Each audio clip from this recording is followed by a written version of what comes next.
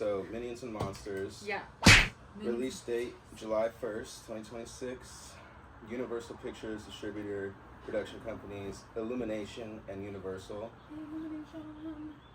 It's set in Hollywood during the 1920s, transitioning from silent films to talkies. The production budget, $85 million.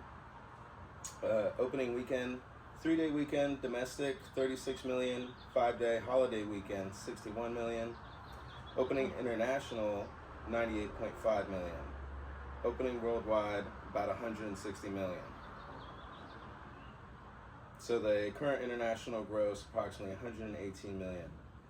Wow. Wow. Number one, opening weekend, number one domestic box office. So very strong start. Wait, sorry, 85 million was the budget, so they definitely passed their budget already. Biggest international markets so far: France, Mexico, the UK, Australia, and Brazil. There's a lot of Spanish and probably a lot of French in the Minion babble. So I would imagine that could contribute to why it's so popular. Interesting too that in this case the international releases don't really need to be translated, right? Because there's not so many words. Wow, that's very true. I mean, there's just the narrator, obviously the hotel guide or museum guide. And so the director was Pierre Coffin. He directed all the Despicable Me's and the other Minion movie. Don't really have an AD for animated films. It was written by Brian Lynch, who also wrote Minions and the Secret Life of Pets movies, Puss in Boots. Yeah. The executive producer, Jesse Eisenberg, was a part of it, which is really, really cool. They definitely did like an ode to all of the classic movies, which obviously was talked about, or a few classic movies. I didn't pick up on every single reference, but I remember a few, or I pointed out a few.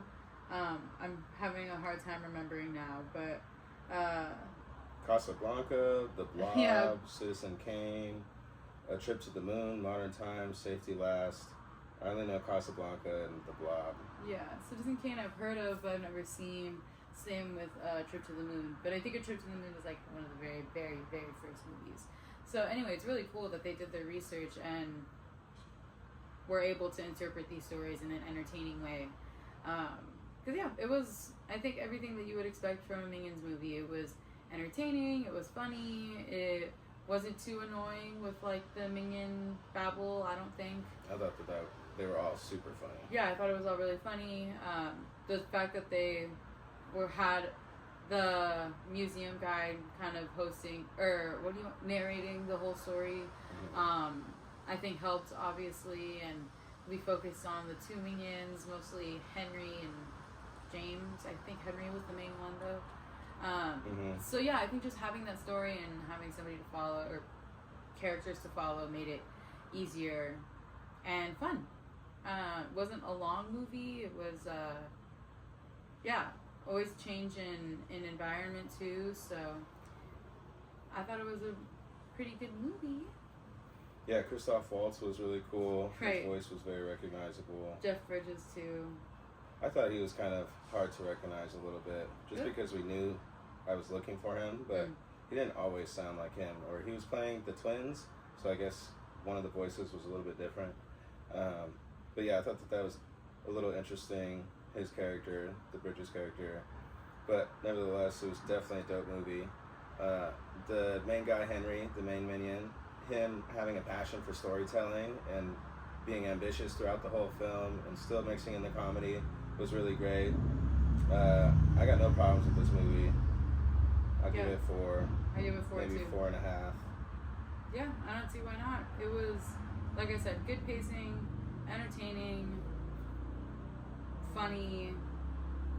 It did have kind of emotional like moments or whatever. Just you're just empathetic to the Minions the whole time. In particular, Henry. Yeah, he's kind of an outcast. Oh, and it's great that the Minions are just traveling the world searching for the baddest villain to follow. And Big bad guy. yeah. What was the chant that they said? when they found like, oh, Supreme bad guy. Yeah, it was something like that. But anyway, so that whole premise, the background behind the minions, them explaining that, I thought was very funny, and the history of them finding each villain throughout the world history, and then eventually getting to Gru. I think that's cool as well. Mm-hmm. Yeah, it was just a fun time at the theater. Exactly. And there weren't too many kids when we went to go see it either. I think it was mostly adults, right? Yeah, it was all adults. Yeah. Maybe one kid. So that's pretty cool. Minions has definitely made its mark. Despicable Me. Yeah.